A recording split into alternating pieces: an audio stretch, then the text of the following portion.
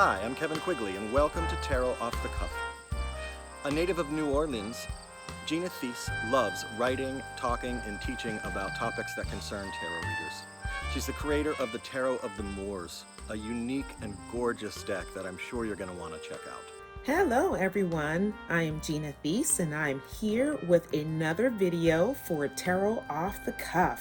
So let's see what card's gonna show up this episode. All right, I have the Eight of Swords and I am using Tarot of the Moors, which is a deck that I did all of the artwork for. And so just going to dive right into this Eight of Swords topic. So this makes me think of some hesitation, hesitation, and being held back or some sort of resistance, right? And, it's not necessarily that it's a a particular barrier. I think it's mental barriers or mental blocks. And the other thing that I know I have had a lot of, that's been happening for me a lot, I should say, recently, is procrastination. So that's another kind of barrier, hindrance sort of thing. And you may feel stuck, but it's not necessarily that anything is happening that is holding you back. It just is kind of a mental procrastination or mental fog. I've been reading lately a lot about how people working from home or having to change their normal going out, being with coworkers, doing a lot more Zoom calls. It's just bringing about this kind of mental fog, especially with the country or the world being brought to a standstill, sort of initially with this coronavirus, COVID 19.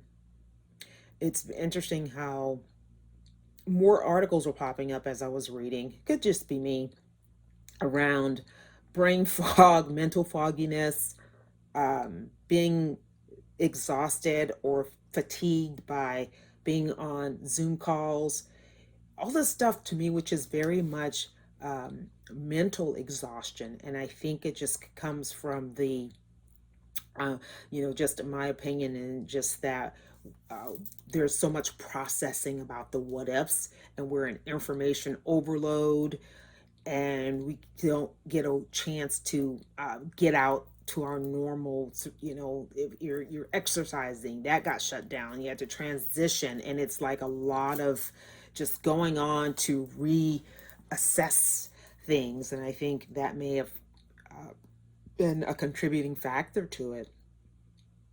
But it's really interesting that you can feel very with too much to do.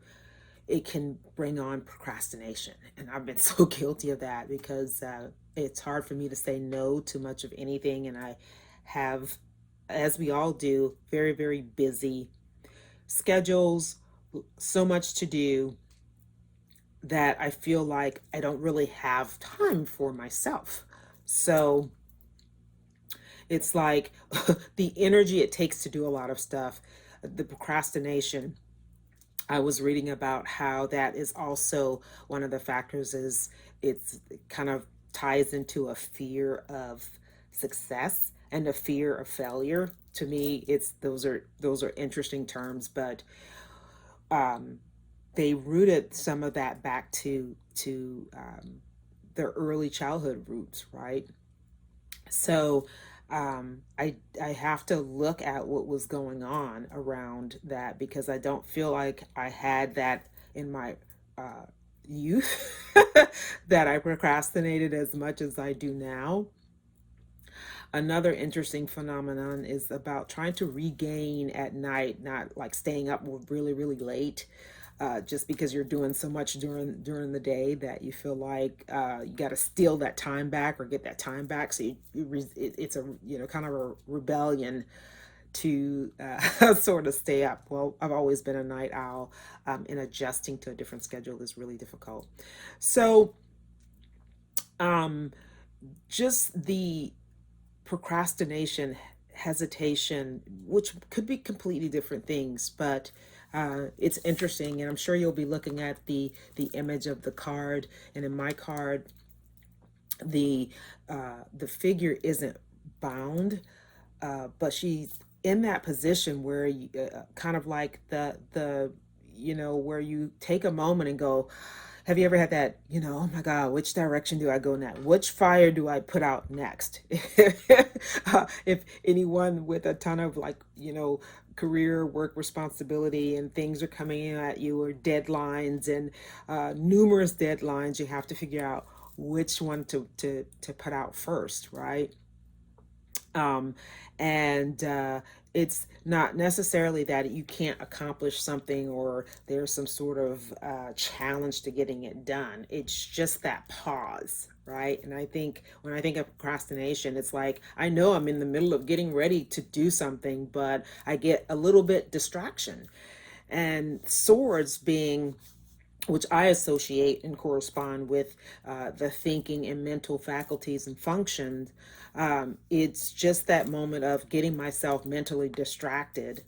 And it's like by taking on something else. But sometimes it's just taking breaks to to do an escape, get into reading something and read too much, way too long, or getting into a conversation. All these little things is just kind of a distraction. Why? Sometimes it's like when you've done one thing, the next thing that has to be done may be the very challenging and not so great task to do. So you, guess what, want to do a type of avoidance around it. So when this shows up for a reading, you have to think about if it's a circumstance or occurrence that's keeping you from getting something done, or if it's just within you that you have some sort of hesitation around getting something done. The Eight of Swords is also, could be when other people are keeping you from moving ahead, not necessarily anything to do with your own sense of not wanting to do anything, but it could be when you try to get something done, somebody else brings something to you and take care of me first, right? Me first. And so you start to put those things, give those things priority rather than your own stuff. So you have to look at your priorities, definitely, at the eights. And prioritization, again, it's like which fires to put out first, is something that it's a really interesting exercise to do with the cards too, to do a little spread. When you're in a circumstance where it's like, I don't know where to turn first, or what to do first, you can do a little 3-card spread and say, what happens if I delay this? What happens if I do it now? What happens if I put it off, right? What's it saying to you? It's just a little quick thing that you can do to get things moving forward. How are you going to feel when you have something accomplished, So little quick, it doesn't have to be a long drawn out reading. You can just do a quick hit, boom, boom, boom, and kind of assess, okay, what is it, to kind of break it up, trying to see which is the best path to take.